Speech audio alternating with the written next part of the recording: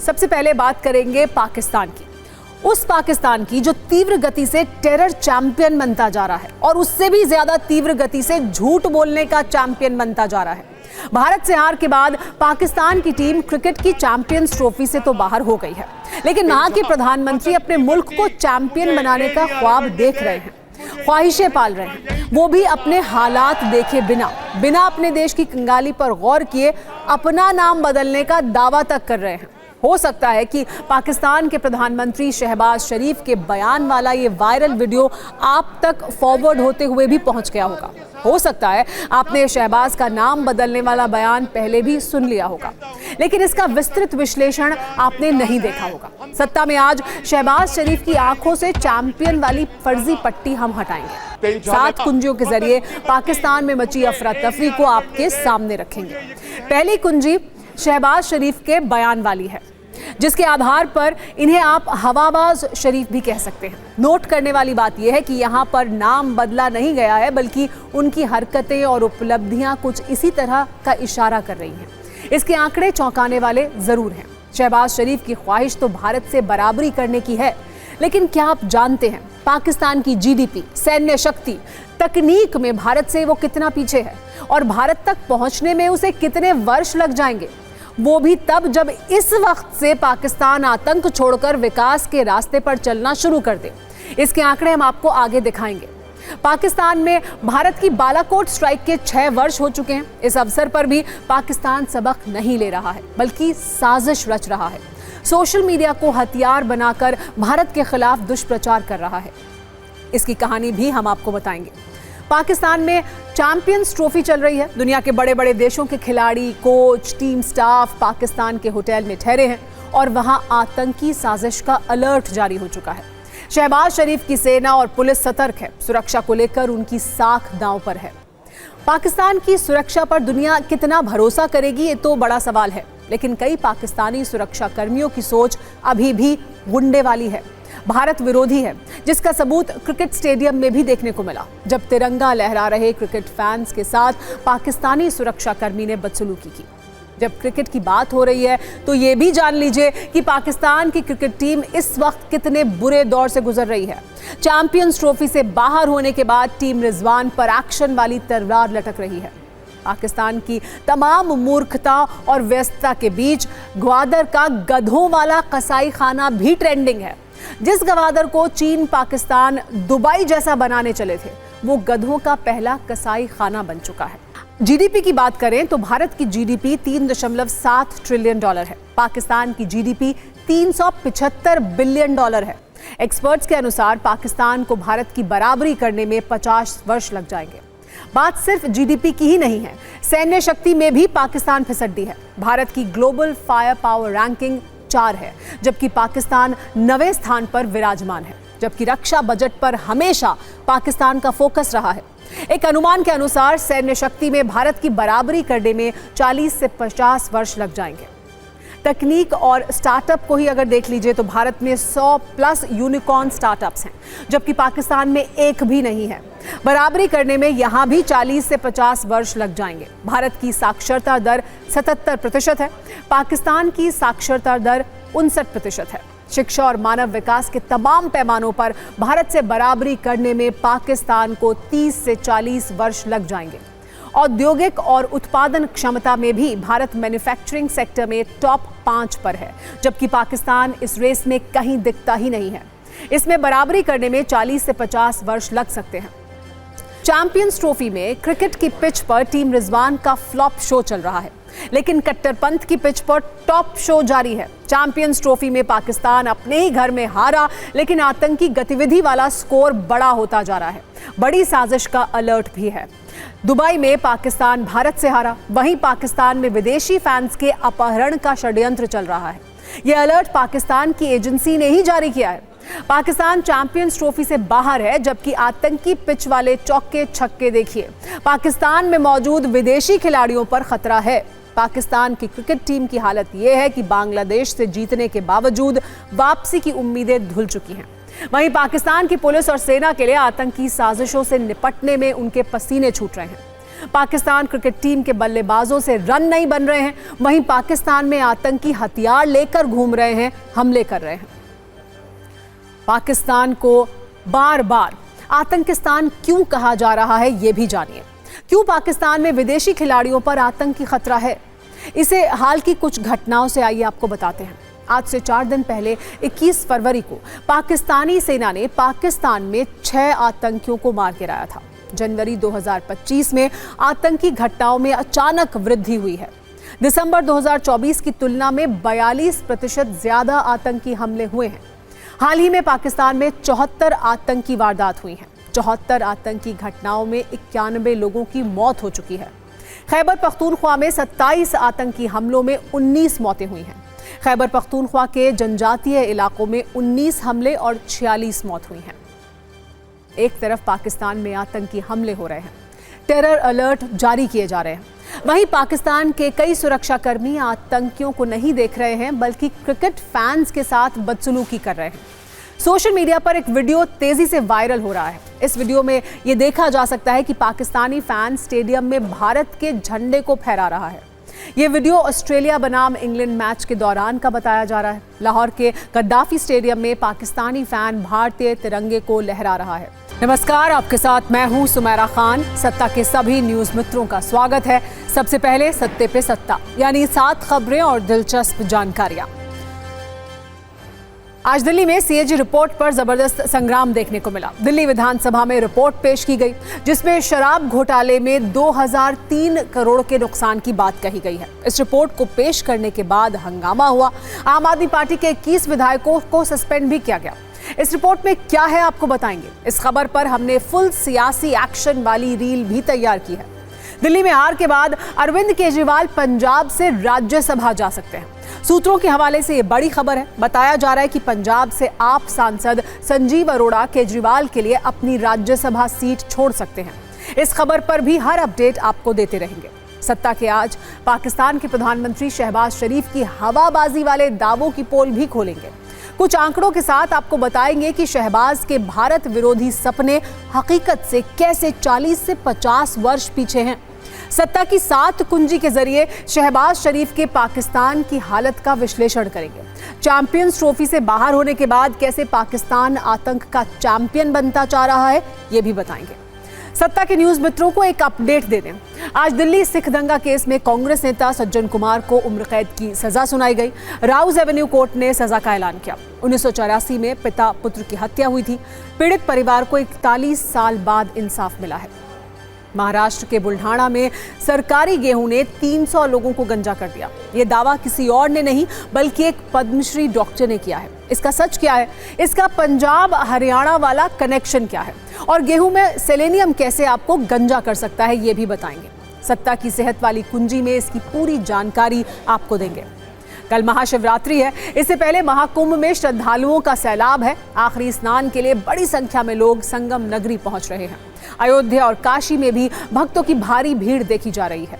सत्ता के न्यूज मित्रों को जेब में राहत वाला अपडेट भी दे दें। आरबीआई की ओर से रेपो रेट में कटौती के बाद अब कई बैंक होम लोन में राहत दे रहे हैं। यूनियन बैंक ऑफ इंडिया और सेंट्रल बैंक ऑफ इंडिया ने होम लोन की ब्याज दरों में कटौती की है। सत्ता में अब महाराष्ट्र के उन गांवों की बात जो अचानक गंजों के गांव बन गए थे। कुछ दिन पहले महाराष्ट्र में बुल्ढाणा जिले के कुछ गांवों में एक अजीब बीमारी फैली।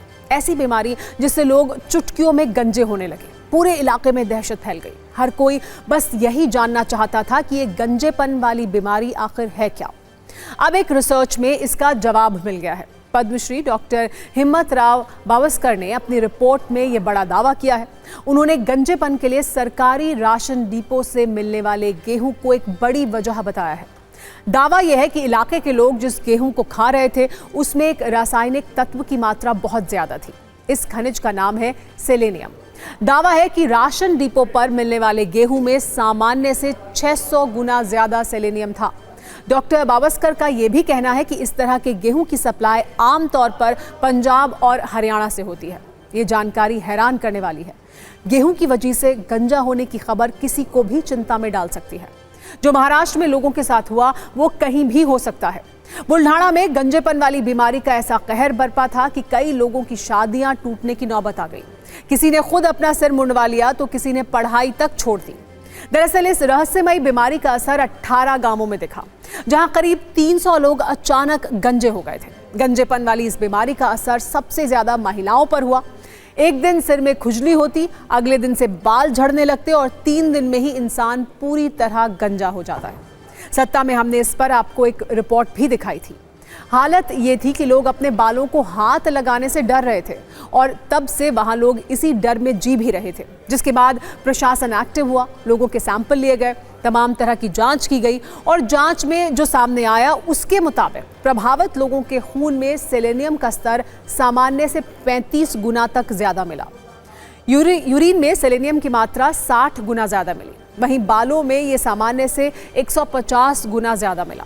जबकि इसकी जांच हुई तो पता चला कि इसकी वजह सरकारी राशन है।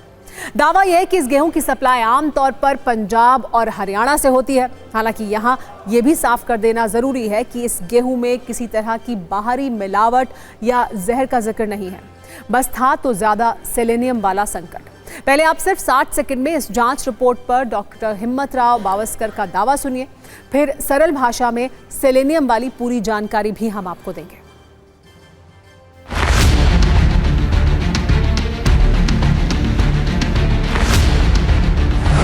18 विलेज में 300 लोगों को ऐसा गंजापन हुआ। हम उधर गए, उधर जाने के बाद वो स्टडी किया तो जो लोग थे वो लोगों ने ऐसा बोला, उन्होंने रेशन का खाना खाया, रेशन का गेहूँ खाया था। वो गेहूँ खाने के बाद उनको उल्टी हुई, डायरिया होगा।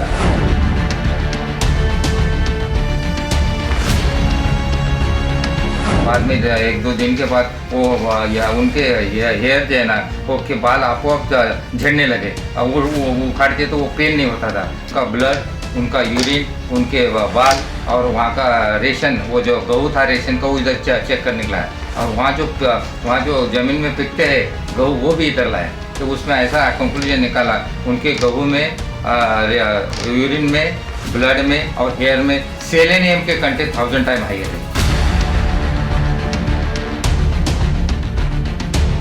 तो लोगों में लिखा था देश गेहूँ पंजाब से आई, पंजाब और हरियाणा से।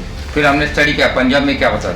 पंजाब वो शिवालिक पर्वतरांगा जो है हिमालय के बाजू में, उसके फुट हिल पे पंजाब है। और शिवालिक पर्वतरांगा में जो शिवालिक रॉक्स है उसमें सेलेनियम जाता है। और ये सेलेनियम बरसात में वो झरे जो आते हैं उसमें मिक्स होता है और जमीन में जाता है। और ये सब पंजाब के लैंड में सेलेनियम ज़्यादा है। ये जो गेहूँ आएगा वहाँ से, गेहूँ इधर डिस्ट्रीब्यूट होने के बाद गेहूँ में का सेलियम पहले परसेंटेज निकालना, वो सेलियम ज़्यादा होगा तो डिस्ट्रीब्यूट नहीं करना, उसकी प्रक्रिया करके फिर अच्छा करो।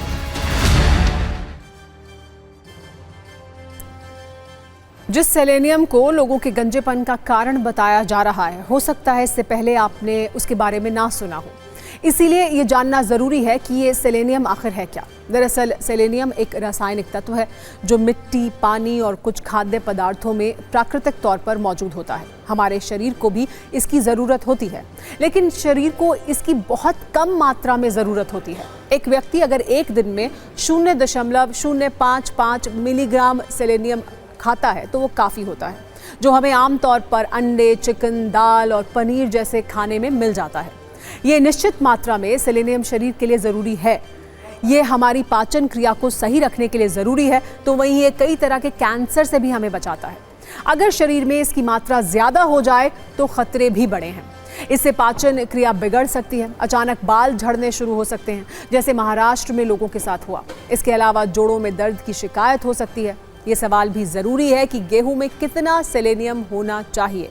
मेडिकल एक्सपर्ट्स के मुताबिक 1 किलो गेहूं में 0.01 मिलीग्राम से लेकर अधिकतम 1.9 मिलीग्राम तक सेलेनियम होना चाहिए, जबकि बुल्ढाना में सरकारी राशन से मिले गेहूं में इसकी मात्रा 14 मिलीग्राम प्रति ग्राम तक बताई जा रही है। आमतौर पर जिस जमीन में गेहूं की पैदावार हो रही है, उस मिट्टी और पानी पर यह निर्भर करता है कि गेहूं में सेलेनियम कितना होगा। हालांकि सकारात्मक बात यह भी है कि कुछ लोगों ने सरकारी राशन वाले गेहूं का इस्तेमाल बंद किया तो बाल वापस आने लगे।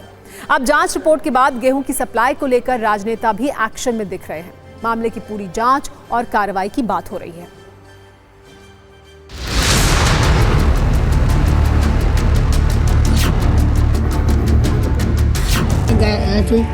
असं काही लागलं नाही तरी डोकी हो हो इतकं मोठं इतकं गेलं. पंजाब से गेहूँ आया है बुल्ढाने में, उसमें कुछ वो गेहूँ की वजह से लोटोट के बाल जा रहे ये जा रहे, आपकी वजह से मुझे मालूम हुआ. प्रशासन इसमें ख्याल देंगे, हम भी इस पर बात करेंगे मिनिस्टर से. जर खरोखर हा गहू घातक असेल तर राज्य शासनाने जनतेच्या आरोग्याशी खेळ खेळणं थांबवलं पाहिजे आणि वितरित केलेला हा सेलेनियमयुक्त गहू हा ताब्यात घेतला पाहिजे, जप्त केला पाहिजे. जनतेला चांगल्या दर्जाचं गव्हाचं वितरण केलं पाहिजे आणि जनतेच्या आरोग्याशी खेळणं थांबवलं पाहिजे. और अब बात दिल्ली की राजनीति की करते हैं, जिसमें शराब घोटाले वाला जिन अरविंद केजरीवाल का पीछा ही नहीं छोड़ रहा है. जिस शराब घोटाले के कारण अरविंद केजरीवाल को जेल जाना पड़ा, दिल्ली की सत्ता चली गई, उनकी छवि पर शराब घोटाले के छींटे पड़े. आज वो शराब घोटाला फिर से दिल्ली की सियासी बोतल से सीएजी रिपोर्ट के रूप में बाहर निकल आया है. दूसरी तरफ दिल्ली की सत्ता से आउट होने वाले अरविंद केजरीवाल अब पंजाब के रास्ते राज्यसभा के सांसद बनना चाहते हैं. इन दोनों खबरों पर सत्ता की कुंजी हम खोलेंगे. पहले शराब वाले जिन की बात करते हैं, जो अरविंद केजरीवाल से चिपका हुआ प्रतीत हो रहा है. दिल्ली की मुख्यमंत्री रेखा गुप्ता ने आज दिल्ली विधानसभा में शराब नीति पर सीएजी रिपोर्ट पेश की. इस रिपोर्ट में शराब नीति पर सब कुछ शराब का शराब और पानी का पानी कर दिया है, यानी बहुत से संकेत दिए गए हैं. नई शराब नीति से दिल्ली सरकार को 2002 करोड़ रुपए का घाटा हुआ. इस रिपोर्ट में यह दावा किया गया है कि 3 ऐसे काम हुए जिससे ये घाटा हुआ. पहला, लाइसेंस बांटने में गड़बड़ी की गई. दूसरा, नई शराब पॉलिसी में पूरी तरह से पारदर्शिता की कमी थी. और तीसरा ये कि एक्सपर्ट पैनल की राय को तत्कालीन डिप्टी सीएम मनीष सिसोदिया ने नहीं माना. अगर रिपोर्ट को और विस्तार से देखें तो ये भी बताया गया है कि किस कारण से कितने रुपए का घाटा है. सीएजी रिपोर्ट के मुताबिक नॉन कन्फर्मिंग एरियाज में शराब की दुकानें न खोलने से 941.53 करोड़ रुपए का घाटा है. सरेंडर लाइसेंस को टेंडर ना करने से 890 करोड़ रुपए का नुकसान हुआ है. कोविड-19 के नाम पर लाइसेंस फी में छूट दी गई, इससे 144 करोड़ का नुकसान हुआ. लोकल लाइसेंस धारकों से सिक्योरिटी डिपॉजिट जमा नहीं कराने से 27 करोड़ रुपए का नुकसान हुआ. इस सब के अलावा इस रिपोर्ट में यह भी दावा किया गया है कि सरकार ने नई नीति लागू करते समय कैबिनेट से मंजूरी नहीं ली और कुछ लोगों को फायदा पहुंचाया गया. आपको बता दें कि इस रिपोर्ट में 2017-18 से 2021-22 के बीच शराब के रेगुलेशन और सप्लाई की जांच की गई. साथ ही 2021-22 की आबकारी नीति की भी समीक्षा की गई है. सीएजी की इस रिपोर्ट के पेश होने के बाद अब नेताओं के बयान आ रहे हैं. उम्मीद के मुताबिक बीजेपी अरविंद केजरीवाल से तीखे सवाल कर रही है. बीजेपी आरोप लगा रही है कि सीएजी रिपोर्ट में वो सारे भ्रष्टाचार हैं जिन्हें केजरीवाल ने 10 वर्ष छिपाया है. तो आम आदमी पार्टी की तरफ से कहा जा रहा है कि काम ना करने के बहाने ढूंढे जा रहे हैं. हालांकि इस सब के बीच उपराज्यपाल ने यह दावा किया है कि पिछली सरकार ने इस रिपोर्ट को रोक कर रखा था, इसे सदन में नहीं रखा. उन्होंने संविधान का खुलेआम उल्लंघन किया. इस सब के बीच आज विधानसभा में आम आदमी पार्टी के विधायकों ने खूब हंगामा किया. आम आदमी पार्टी के आरोप ये थे कि सीएम हाउस से बाबा साहेब आम्बेडकर और भगत सिंह की तस्वीर हटाई गई है. हंगामा नहीं रुका तो आम आदमी पार्टी के 21 विधायकों को अगले 3 दिनों के लिए निलंबित कर दिया गया. दिल्ली विधानसभा के नियमितीकरण एवं किफायती आवास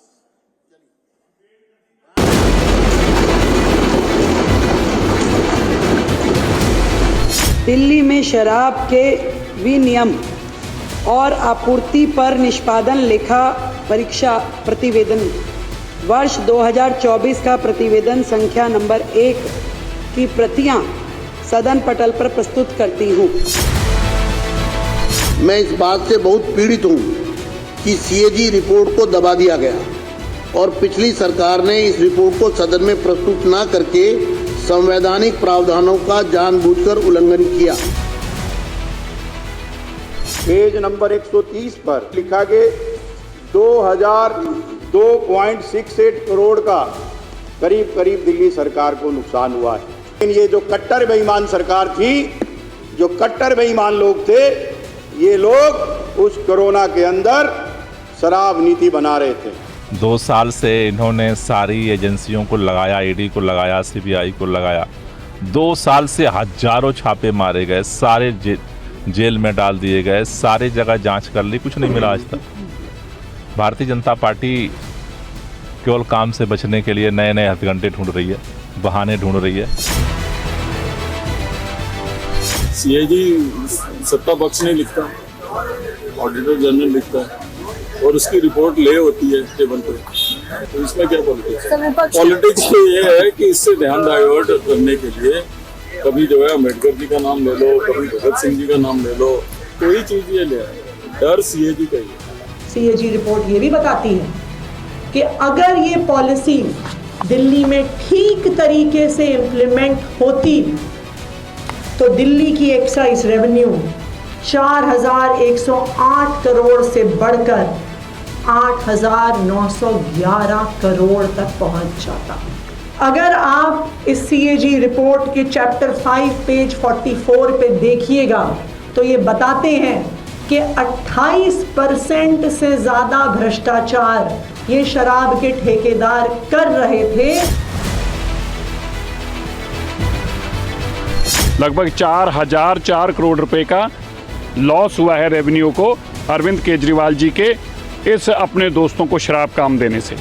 कैग रिपोर्ट में वो सारी चीज़ें घोटाले की सामने आई हैं जिसको 10 साल से अरविंद केजरीवाल जी अभी तक दबा कर बैठे थे। और जो पब्लिक अकाउंट्स कमेटी है वो चाहे ये सीएजी रिपोर्ट्स हों जो आम आदमी पार्टी की सरकार पर हैं और आने वाले समय में जो भी रिपोर्ट्स आएंगी वो भारतीय जनता पार्टी की सरकार पर होंगी, उन्हें गंभीरता से लेंगे और कहीं भी उसमें अगर गलत कोई कार्रवाई दिखती है, भ्रष्टाचार दिखता है, वो फिर ऐसे बातें कहेगी जिस पर आगे एक्शन हो सकता है।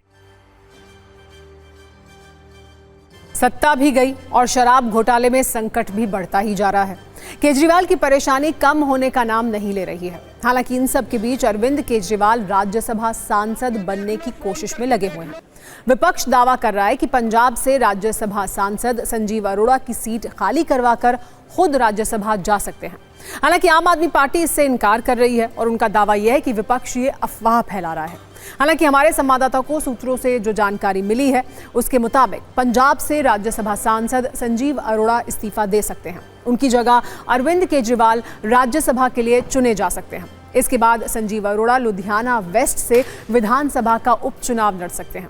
विधायक गुरप्रीत गोगी की मौत के बाद ये सीट खाली हुई है। दरअसल जब से अरविंद केजरीवाल दिल्ली का चुनाव हारे हैं तब से ऐसे दावे किए जा रहे हैं कि वो पंजाब से राज्यसभा के सांसद बनेंगे, लेकिन आम आदमी पार्टी ने एक बार भी ये संकेत नहीं दिए हैं कि अरविंद केजरीवाल पंजाब के रास्ते राज्यसभा जा सकते हैं। पंजाब में राज्यसभा की 7 सीटें हैं और सभी सीटों पर आपका कब्जा है। संजीव अरोड़ा अप्रैल 2022 में राज्यसभा के लिए चुने गए थे। उन्हें अरविंद केजरीवाल का करीबी माना जाता है। नमस्कार, सबको मेरा प्रणाम। देखिए, अपोजिशन का हमेशा ही यही रहता है क्योंकि विधानसभा के अंदर कोई वो मुद्दा नहीं उठा सकते, विधानसभा के अंदर कुछ बोल नहीं सकते, उनके पास कोई मुद्दा नहीं है, तो इसीलिए लोगों का ध्यान भटकाने के लिए ऐसी बातें करते रहते हैं। मैं तो पहले से ही कह रहा हूँ, गुरप्रीत सिंह गोगी की जगह पर केजरीवाल साहब टटोल रहे हैं रास्ता। इनको एक ही डर है कि पंजाबी कैसे रिएक्ट करेंगे। अगर पंजाब की रिएक्शन का डर ना हो तो कल ही केजरीवाल आ जाए। आज की तारीख में कोई किसी तरह की बात नहीं है, ये टोटली अफवाहें हैं। कोई कुछ कह रहा है, कोई कुछ कह रहा है, ये सब अफवाहें हैं। हम सब अरविंद केजरीवाल जी के नेतृत्व में आम आदमी पार्टी पूरी तरह एकजुट होकर पंजाब के लोगों के लिए काम कर रहे हैं। ये अगर वो आते हैं राज्यसभा पंजाब से तो आप उसका वेलकम करेंगे? नहीं, अगर आते हैं तो पंजाब ऐसा कुछ है ही नहीं आज की तारीख में, तो जब कोई ऐसी बात ही नहीं है तो सवाल ही नहीं उठता इस बात। ये पंजाब के साथ एक बहुत बड़ा धोखा होगा। इसका मतलब कि केजरीवाल पावर हंग्री आदमी है, वो 2 दिन भी विपक्ष में नहीं काट सकता। पार्टी चलाए ना, दिल्ली की जनता ने मुख्यमंत्री को हरा दिया, सरकार जाना अलग बात है, लोगों ने उसे धूल चटाई। अभी प्रायश्चित करे, पंजाब की ओर मुंह मत करे और पंजाब के अनहद को, पंजाब के गौरव को ललकारे ना।